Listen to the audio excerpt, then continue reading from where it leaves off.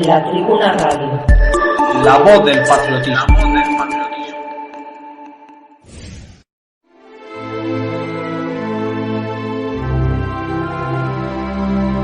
Revisionismo histórico y cultural. Disertaciones con Pablo Santa Cruz de la Vega.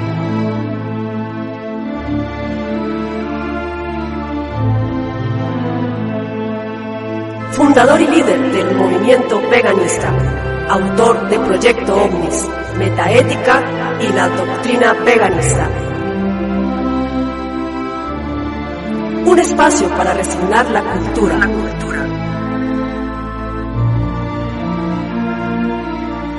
Porque la cultura es nuestra mejor arma.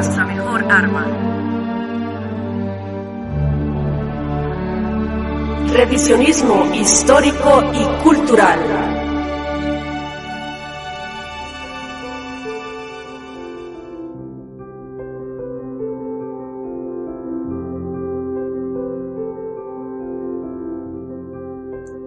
Saludos, bienvenidos todos a este primer programa de revisionismo histórico y cultural. Soy Pablo Santa Cruz de la Vega. Soy anfitrión. Por razones de fuerza mayor, hemos decidido retomar el espacio que en su momento estaba destinado para un programa llamado Revisionismo y Geopolítica, que lo dirigía y lo conducía Samuel Cruz, el mexicano Samuel Cruz. Por razones de fuerza mayor, esto ya no va a ser posible. Cuestiones de trabajo y otros imponderables hacen que el mencionado señor no pueda darle continuidad a su programa. Por lo que, y en vista que estamos viviendo estos momentos tan álgidos, apocalípticos, se podría decir, por los que la humanidad está atravesando con el tema del COVID-19, bueno, un cúmulo de cosas que también han venido a sumarse a esta pandemia. Podría decir que en los últimos 10 años mucha gente ha empezado a despertar a la realidad de que nos han estado engañando en todos los sentidos. Y que por eso es necesario hacer revisionismo histórico y es necesario hacerle conocer a la gente esta propuesta que es para nosotros la ciencia más importante del siglo XXI. Sí, señores, lo vuelvo a repetir. El revisionismo histórico es la ciencia emergente más importante del siglo XXI para la humanidad. Es vital la cuestión del tiempo. Tal vez no queda mucho, pero siempre queda un poco.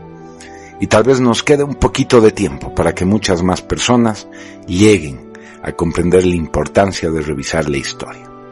Entonces vamos a hablar un poquito del revisionismo cultural en este primer programa, porque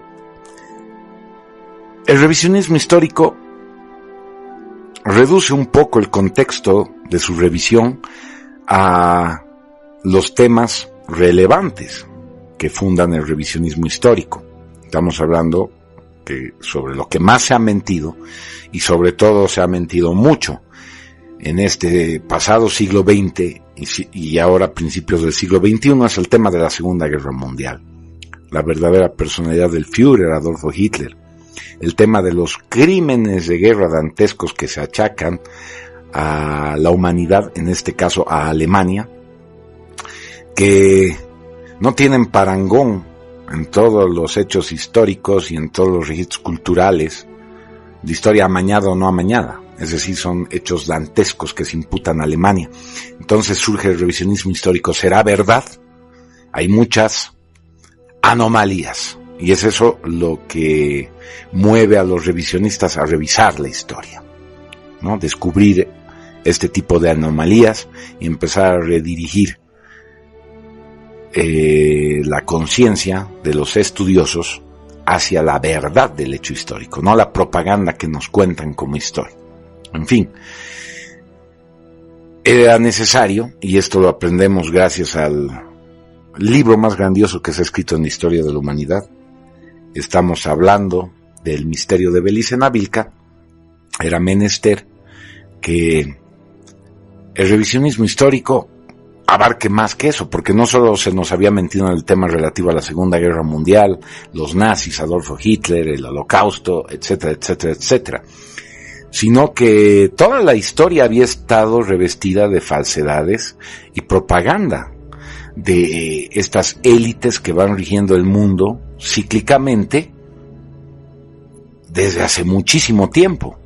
Y el Belicena Vilca nos hace dar cuenta de que ese muchísimo tiempo es muchísimo tiempo. Estamos hablando de milenios, de mentiras y falsedades. Por lo tanto, el revisionismo histórico ahora se amplía a cualquier hecho histórico que nosotros podemos hacerlo susceptible de revisión. ¿Sí? De revisión histórica, de revisionismo. Y a veces el hecho histórico, más que hecho histórico, es un hecho cultural. ¿Sí? Porque a través del hecho histórico van haciendo una cultura.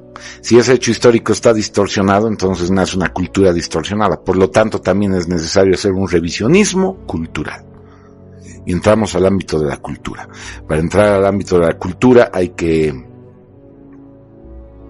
redirigir nuestra visión a muchas ramas auxiliares, conexas y ciencias muy ricas que deben ser explotadas por todos nosotros y conocidas por todos. Estamos hablando de la sociología, la psicología de masas, la biopolítica, la geopolítica. Y en fin, empezamos a entrar a un ámbito maravilloso que es el revisionismo cultural. Por ejemplo, analizar fenómenos culturales, como las revoluciones, más allá de lo histórico, lo cultural. Miren cómo la revolución comunista ya se ha tornado en una revolución moral. Sí, moral y degenerada. Estamos hablando de la agenda de género, el LGBT, el abortismo, el feminismo radical, en fin. Cómo ha cambiado, cómo ha virado desde su origen la revolución comunista a este nuevo comunismo, ¿no? Que propone un anarquismo moral. Mismos objetivos, pero disfrazados culturalmente. Entonces hay que hacer un revisionismo cultural. Y es así que en este primer programa, vamos a tratar de desentrañar y explicar científicamente, técnicamente, doctrinalmente, podríamos decirlo pedagógicamente, el tema del revisionismo histórico. Esto lo logramos gracias al libro Metaética, Psicología Social, que tal vez es el primer libro en sistematizar el estudio del revisionismo histórico y proponerlo científicamente como una alternativa académica de altos estudios superiores, ¿sí? Inclusive, bueno, aquí hablamos del grado, el posgrado. También sería muy lindo llegar y empezar a forjar esta educación superior en la educación pública que se imparte en colegios, ¿no? Estamos hablando del pregrado, así que son estudios superiores. Y bien, vamos desentrañando un poquito entonces el tema del revisionismo y la importancia del revisionismo histórico. Para Ortega y Gasset, los historiadores de profesión se limitan a coleccionar los hechos históricos, lo cual no basta, lo dice Ortega y Gasset, pues los hechos históricos son solo la piel de la historia. Miren qué interesante. Aprovecho y hago una pausa para decirles que la sabiduría hiperbórea contenida en el misterio de Belicena Vilca y luego los fundamentos de la sabiduría hiperbórea, que vienen a ser una parte adjetiva. Sí, hay dos partes importantes en cualquier doctrina que se va a llevar al hecho, ¿no? Estamos hablando de una doctrina, es algo muy serio. Es un estudio pormenorizado de muchos hechos que atañen a una temática específica, ¿no? Y que han sido sistematizados durante mucho tiempo para poder llevar ese conocimiento o legarlo a futuras generaciones. Estamos hablando de cualquier materia, de cualquier contexto. En ese sentido, el misterio de Belicena Vilca, los fundamentos de la sabiduría hiperbórea, son un ámbito, son uno de sus ámbitos, y tal vez el más importante ámbito de conocimiento del hombre occidental. Es toda una revelación que nace con el pontífice Luis Felipe Moyano, Nimrod de Rosario, el hombre más erudito y esclarecido de la historia, junto a Adolfo Hitler, le duela a quien le duela. Y este hombre plasma un sustento, ¿no?, doctrinario, excelso, que se llama El misterio de Belicena Vilca, un libro que yo lo podría encuadrar, lo encuadran como una novela mágica porque muta al ser humano que lo lee, pero es un compendio doctrinal exquisito, de revisionismo histórico y cultural. Es una cosa extraordinaria y sorprendente, señores. Es una parte sustantiva de una nueva doctrina de esclarecimiento, de un nuevo conocimiento, de una ciencia absolutamente trascendente, la más importante de la historia de la humanidad, llamada la sabiduría hiperbórea, por él. ¿Sí? Y esta parte, para llevarla al hecho, necesita adjetivizarse. Y aquí nacen los fundamentos de la sabiduría hiperbórea, que por eso son leídos después del misterio de Belicena Vilca. Bien, los fundamentos de la sabiduría hiperbórea son la parte adjetiva, ¿sí?, de una rama del conocimiento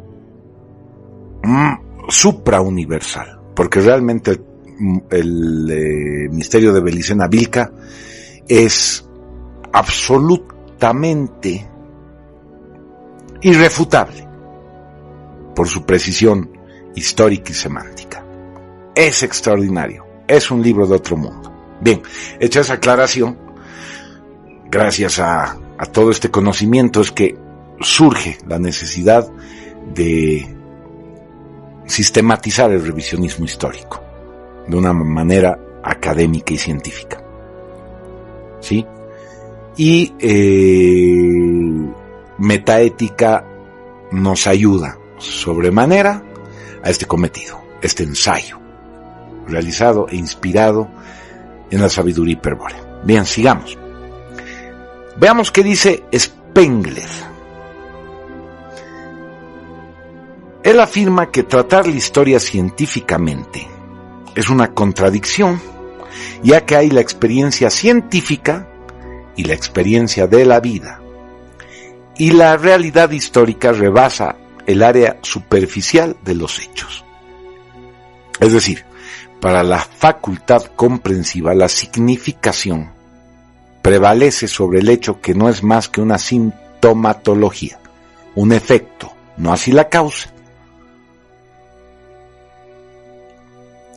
De esta manera deducimos que únicamente mediante el análisis, la historia elevada por la potencia analítica y comprensiva, podremos extraer su real sentido. ¿Sí? Detrás del hecho histórico hay un alma mater, que es lo que no ve el historiador. Bueno, sobre todo el que está sistematizado o encuadrado en una postura materialista. ¿Sí? Un exégeta materialista. Puede ser muy preciso, hasta muy erudito, pero no logra desentrañar la causa, el alma del hecho histórico. ¿Sí? La potencia que lo mueve, que siempre es metafísica, invisible. ¿Ya? El hecho de que lo diga no me hace conspiranoico. Entonces a todos ellos, o al posible oyente daltónico, metafísicamente le decimos: sufre usted de una ceguera, un daltonismo, ¿no? Hay que desentrañar cualquier cosa, hasta llegar a la causa metafísica. Y aquí entramos, pues, al revisionismo cultural, que es algo que va más allá del revisionismo histórico, lo complementa, el revisionismo histórico-cultural. Y miren, ya entrando, de hecho, a esta sistematización, diremos que el fundamento de todo revisionismo histórico es la anomalía. La prueba tangible de la imperfección del sistema. Claro, cuando hay algo anómalo, entonces vemos que el sistema no es absoluto.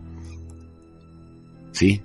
Que es algo que no ocurre con el misterio de Belicena-Vilca. El misterio de Belicena-Vilca es algo absoluto, no tiene ningún error. Entonces cualquiera que ama los libros o se precia de amar los libros debería leer el misterio de Belicena-Vilca, porque es un libro absoluto. En fin, no tiene anomalías. Pero sin embargo, el mundo que nos rodea, la estructura cultural que tenemos, ¿sí? La macroestructura que es consecuencia de esa estructura cultural, ¿sí? Multiplicada por cientos de personas que ponen sentido y crean un mundo contexto, está lleno de anomalías, imperfecciones, ¿sí? Y desde esta visión crítica de la historia vamos a demostrar cómo podemos servirnos de esta facultad comprensiva para aportar a la cognición, a lo cognitivo, a nuestra capacidad de procesar la información faltante que se necesita para armar cualquier rompecabezas, señores, cualquier rompecabezas. Eso es el revisionismo histórico y cultural. Bien, podríamos escribir, como verán ustedes, todo un tratado y ir fundamentando realmente esta ciencia emergente. Tal vez si hay tiempo en algún kairos, en alguna oportunidad. Sin embargo, creo que por razones de tiempo y espacio, esta síntesis nos aporta a la perfección todo lo que necesitamos saber al respecto. ¿Sí? Bien.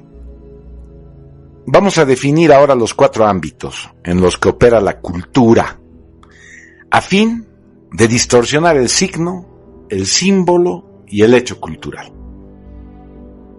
Recomiendo a las personas que quieren, digamos, tener la génesis de esta, podríamos llamar hermenéutica, que estamos desarrollando, es importante leer el misterio de Belicena-Vilca y los fundamentos de la sabiduría hiperbórea. Les serviría muchísimo. Pero también, si no lo han hecho, Metaética, Psicología Social, el libro de mi autoría, les ayudaría bastante al respecto. Entonces, hablemos de estos importantes 4 aspectos del revisionismo histórico. La cultura utiliza, primero, la interpolación para distorsionar el hecho histórico-cultural, el símbolo, el signo. ¿Sí? La misma historia. Hacemos una interpolación. Fortuita no es. ¿Sí? Siempre hay una segunda intención. Y en este caso, vamos a ver qué es política o metapolítica, la segunda intención. Tiene un fin estratégico, distorsionar la verdad. ¿Sí? ¿Qué es la interpolación? Es el adosamiento de añadidos culturales, modificando la verdad del ente a través de máscaras, tapasignos, costras, argumentos culturales dramáticos, cognitivos. Entonces, vamos a tratar de exponerlo sintácticamente. La interpolación es lo que utilizaban los monjes copistas de la Edad Media para distorsionar la historia.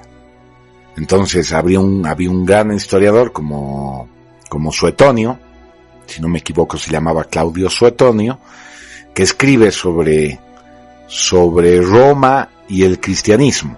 Y los exégetas o los monjes copistas, los fanáticos religiosos o los monjes que son dueños del dogma, meten interpolaciones para darle realidad a su visión religiosa, a su dogma, en la historia. Entonces esto se ha visto muchísimo. Recomiendo los libros de de este gran erudito, Robert Ann Belain, El secreto mortal de los templarios, o Jesús, el secreto mortal de los templarios, o Saulo, el hombre que creó a Jesucristo, o Secretos del Gólgota, para que ustedes comprendan cómo se hace la interpolación. Esa interpolación nos la hacen a diario en History Channel.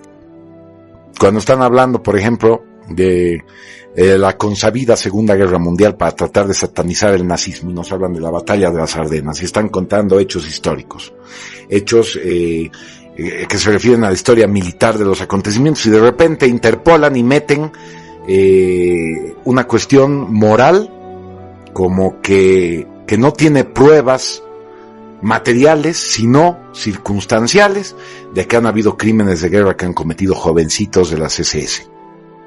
Cuando están narrando, por ejemplo, la batalla de Caen en el desembarco de Normandía. Ahí lo van a ver, eso es History Channel permanentemente. Sí, nos están interpolando situaciones morales para satanizar, en este caso, a ciertos personajes históricos por una conveniencia política, sistémica, del sistema. Así como hay la interpolación, también hay la extrapolación, que es quitar de la visión del lector valores, signos determinantes, elementos clave para la correcta valoración del ente, signo, símbolo o hecho cultural. Cuando se nos habla de Hitler, se evita nombrar que era muy austero, venía de una familia muy pobre, ¿no? Él se tuvo que elevar de la pobreza. Nos evitan decirnos que vivió humildemente, evitan decirnos que fue un soldado valiente en la Primera Guerra Mundial. No cuentan la historia de Hitler como soldado en la Primera Guerra Mundial, porque no les interesa que tú lo admires, sino que lo aborrezcas. Entonces extrapolan de la historia, de su biografía, los hechos que enaltecen al Führer, ¿sí? Entonces se explica muy bien el tema de la extrapolación con estos ejemplos que estamos dando. Esto ya es un poquito más complicado, ¿sí? Vamos a hablar de la inversión semiótica o cultural. Uy, aquí ya estamos hablando como en chino. Qué importante por eso la sabiduría hiperbórea para ampliar nuestro conocimiento semántico, ¿sí? Para ampliar nuestro rango cultural y poder comprender todo ese lenguaje maravilloso que necesitamos desarrollar para comprender en integridad la historia, ¿sí? Y aquí entra el tema de la inversión semiótica, la semiosis. ¿Qué es lo sémico? La significación, ¿sí? Entonces yo le cambio el significado. Tenemos un Hitler valiente y yo lo pinto como cobarde. Tenemos un Hitler valeroso y yo lo pinto como degenerado, ¿sí? Entonces eso es invertir semióticamente. Simplemente lo hacemos, ¿sí? A algo bueno le adosamos algo malo. Entonces vean cómo en la historia del Führer se van adosando este tipo de costras culturales negativas para envilecer su imagen. Y se va produciendo una inversión semiótica o cultural, pero es algo más complicado, ¿sí? Y es algo a veces invisible para el ojo humano profano, para un sujeto en visión presente extensivo, ¿ya? Aspecto raza sagrada, le dice la sabiduría hiperbórea, en presente extensivo, el judío psicológico. La inversión semiótica, por ejemplo, lo explicamos en Metaética con el tema del escudo de los espartanos, la famosa arista. Entonces la gente ve esa cuadratura triangular en el escudo espartano, ¿no? Y lo vemos, es un ángulo de 90 grados que forman el escudo espartano, al menos en la película 300. Y nadie se pregunta qué significa. Sí, es una V, en el signo de la V en el alfabeto hispánico. En el alfabeto, entre comillas, hispanoamericano sería la V dentilabial, la V pequeña, pero está invertida en el escudo espartano. Es una runa, la runa Kenas, Lamba, tiene ese nombre, y ustedes saben que las runas son símbolos germánicos que han servido para formar originalmente nuestros abecedarios, nuestros alfabetos, ¿sí? Bueno, esa es una historia aparte que tal vez la tocaremos en otro momento, por ahora simplemente decirles que vamos a ver cómo la V, que significa para los espartanos amor y guerra, vira su significado a amor y paz con los hippies 2000 años, 2300 o 2500 años después. Es una inversión semiótica que sufre el signo. Entonces empieza a representar la paz cuando para los espartanos es un símbolo de guerra, hostilidad, que caracteriza a su cultura, a su pueblo, ¿no? Que es extremadamente nacionalista y xenófobo, porque sí quieren mantener una pureza única, una pureza racial. Son los primeros nazis uno de los primeros pueblos nazis de la historia, de los que tenemos conocimiento. Hay muchos más atrás, desde la Atlántida. Entonces vean cómo la inversión semiótico-cultural ha variado, ha cambiado su símbolo y nos ha hecho perder el origen de la simbología y no sabemos ni de dónde nacen las palabras de nuestra lengua castellana. Bien, es un ejemplo. Vamos a terminar con esta cuarta forma de distorsionar la cultura, en este sistematismo o en esta revisión sistemática que estamos haciendo o que estamos intentando sistematizar el revisionismo histórico. Nos referimos a la moral teleológica. ¿Sí? La moral teleológica, ¿cómo puede cambiar la visión de los hechos culturales? Si yo estoy dominado por una cultura católica, judeo-cristiana, entonces para mí, como una consecuencia natural, por todos esos años en que se me ha inculcado el judeo-cristianismo, voy a rechazar automáticamente el paganismo. ¿Sí? La visión que tenemos de la sexualidad, la visión que tenemos de la moral, está impregnada de judeo-cristianismo. Estamos por eso muy confundidos en Occidente, porque nosotros en un origen éramos paganos, entonces es una lucha en nuestro interior.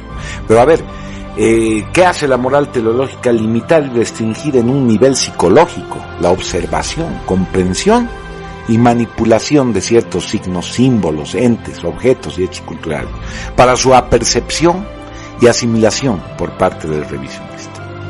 Entonces, si yo voy a ser un historiador, no soy revisionista, ¿no? Soy un historiador estándar, convencional, y me topo con la esvástica nazi, ya tengo una animadversión. Ya empiezo mal, ¿no? Para juzgar los hechos culturales yo soy juez y parte, ya estoy parcializado. Y por eso los historiadores, aunque no sepan a ciencia cierta de lo que están hablando y lo repiten como loros, condenan a priori a la Alemania nazi, sin estudiar los verdaderos motivos y causas de la Segunda Guerra Mundial y los acontecimientos que se sucedieron. Bien, ¿para qué se hace todo esto? Es toda una técnica de manipulación y control, arreados como ganado por una estrategia de control psicosocial. Y es la realidad de los hombres y mujeres actuales en todas partes del mundo. Señores, es importante el revisionismo histórico. Vamos a ampliar, desarrollando estas temáticas. Espero les haya gustado este programa preliminar. Por mi parte, saludar a la Tribuna Radio de España. Estamos transmitiendo desde Bolivia, La Paz, Bolivia, y nos sumamos a este esfuerzo hispanoamericano para llegar a tener una plataforma de difusión hispanoamericana de la disidencia, de la verdad, con este programa. Y por eso la importancia de este espacio, que ahora lo estamos asumiendo nosotros, en buena hora, porque hay mucho que decir. Si estamos en tiempos terminales, entonces será hasta dentro de una semana. Conmigo, hasta pronto.